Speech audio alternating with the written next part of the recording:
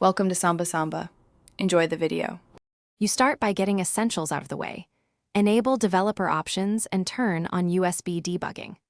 Once done, install ADB platform tools on your computer and open a terminal to run a DB version to confirm installation. Connect the phone with a USB cable and select file transfer or the debugging prompt on the device.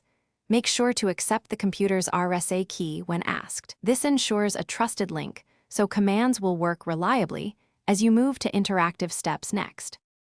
You now verify the connection by running a DB devices. If you see unauthorized, recheck the device prompt and accept the RSA key. Once authorized, use a DB shell to operate on the device directly. Run PM to manage packages, M to start activities, and LS or PS to inspect files and processes. For file movement, use a DB push and a DB pull, and create simple backups with a DB backup. Make sure to prefix commands with sudo only when your system requires elevated rights, so permissions behave correctly. You finish by tidying up and resolving common issues. After your tasks, revoke USB debugging authorizations on the device if you want to remove trusted computers. If connections fail, restart the ADB server with a DB kill server, then a DB start server. Make sure the cable and USB mode are correct.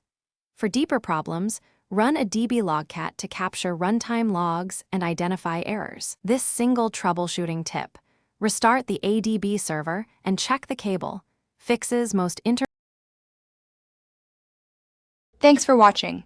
Consider subscribing if we helped you.